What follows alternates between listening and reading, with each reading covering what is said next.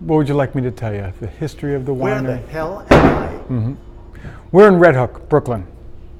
I call it the Forgotten Neighborhood, but it's an old neighborhood, really famous back in the late 1800s because it was the main port center for all goods coming into America.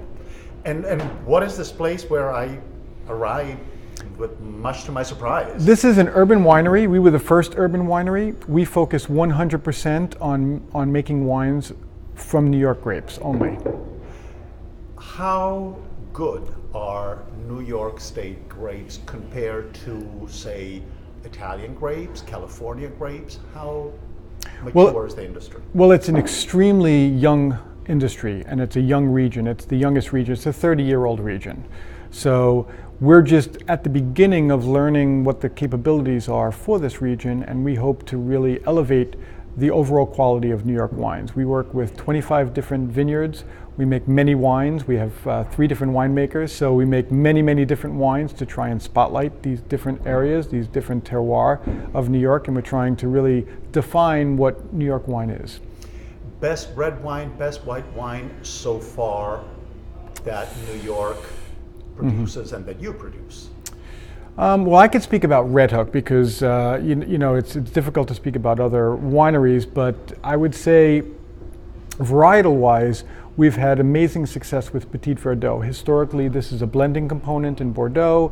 It's a varietal that ripens somewhat late and has a very, very dark color and can be astringent. But for some reason, in this growing region, this varietal works incredibly well. So we've had great luck with Petit Verdot from Jamesport Vineyard, and we've had wonderful success with Chardonnay, I would say from Matabello or Macquarie Vineyard. Again, we have over 150 different wines, so it's like, you know, choosing your favorite child in a sense, but we have many different expressions of what we believe defines New York.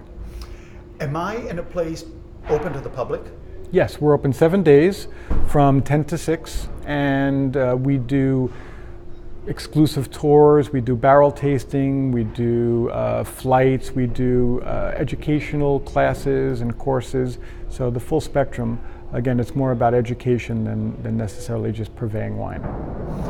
How does one go about to come here? How much time do you need? Do you pay? How do you book it? Do you just show up? We have a full spectrum of options in terms of visiting. You can just walk in off the street anytime, 7 days, 10 to 6. If you have a larger group or if you want more specialized attention, perhaps a tour or a specific request in terms of tastings, we recommend you call. Our number is 347-689-2432, or you can visit redhookwinery.com. There's a lot of information on the website. It shows the wines we have. It shows the different tastings. There's anything from a $5 tasting of 3 wines to a more deluxe private tour and tasting. We have local cheese purveyors that we work with to provide snacks and kind of the full spectrum. What is unique about this business? Well, we are the first urban winery, so we are the only winery that exists in a city that makes grapes from 100% New York vineyards. And instead of really trying to create Red Hook Winery as a vision, we're really about creating New York as a vision. So the whole idea of working with different vineyards and 3 different winemakers is about creating terroir. Terroir has existed in places like Italy and France for hundreds of years, for centuries. Since this is such a young region, we don't have that opportunity, so we're trying to create that opportunity of defining terroir. So I like to draw the analogy of giving 3 different artists 4 colors of paint and an easel and say paint a tree. And obviously there'll be 3 different expressions of a tree of those 4 colors. The similarity between those 3 different trees from those 3 different artists or winemakers, I believe, is the definitive sense of terroir. Italians are going to be surprised to find out that there's a Brooklyn wine. Is there a reason to be surprised? No, because the Italians are the ones that actually brought the habit of making wine in the basements to Brooklyn. So it's actually a hearken to the Italians and the history of winemaking in Brooklyn.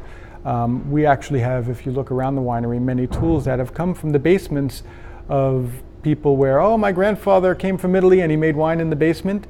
And we're just trying to carry on that tradition in a more organized fashion and to unify the region. I would say that this region is very similar to Italy in terms of the acidity profiles. We have much more disease pressure than most of the growing regions in Italy, so we have a lot more humidity and rot and things like that.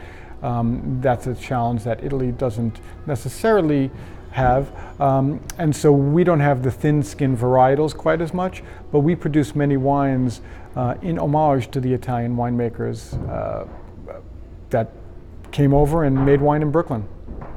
Is there some sort of wine itinerary in Brooklyn? There is. There's actually a spirits trail. We have maps. You can find them online, but we also give them out here for free. And there are a plethora of wine and spirits producers that are popping up all around the neighborhood and around the borough. So yeah, there's actually a trail, a spirits trail, and we encourage people to visit the different producers. We actually work on projects with other producers. For example, Brooklyn Brewery, when our fermentation is finished and the lees at the bottom of the barrel, we actually take out those lees and give them to Brooklyn Brewery, and they put those in a barrel and they brew beer on them. And so it's kind of a marriage between wine and beer and New York terroir. Is there some sort of marketing trick behind this, or there is good wine? There's good wine. We're not marketers. We're terrible marketers. We don't have a PR person. We've never worked with a PR company, and all of our marketing has been completely organic.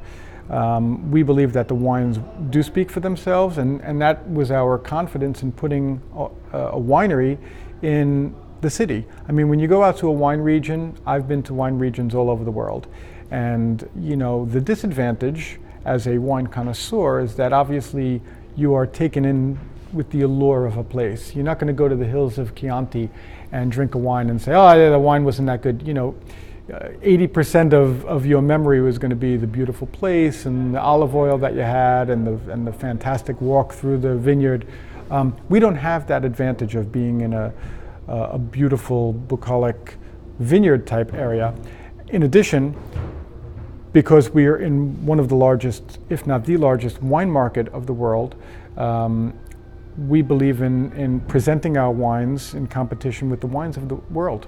So I think that the wines do speak for themselves, and marketing only gets you so far. So we hope to not ride on those laurels. Speaking of New York possibly being the largest or one of the largest markets in the world, what is your own observation as to the relationship that New Yorkers have with wine?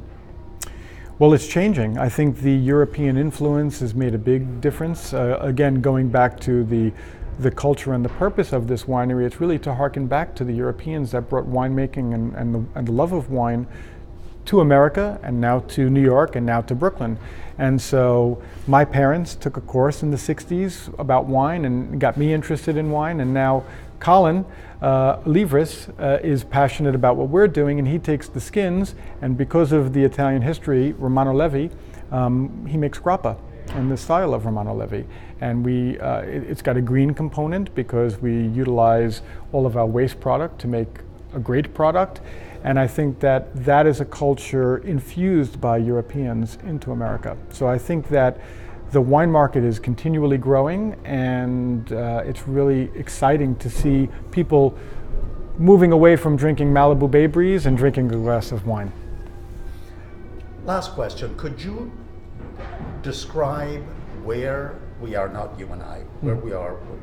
Just take the viewer inside this place from the door in. So we're on Pier 41 in Red Hook. We're technically out on the water right now. This is a pier that was built. Ships would come on either side of this pier. This building, it was called a store. Not a store that you would go and shop in, but a store where you would store goods. You may have noticed when you came in on the beam, there's a sign that says cotton not to be tiered over 3 high. I'm sure that's from the late 1800s. So ships would come in, they would bale cotton and coffee and cocoa and all kinds of things and store them in this building. And then dock workers would load those with the hook, which is the symbol on our label. That's a stevedore's hook.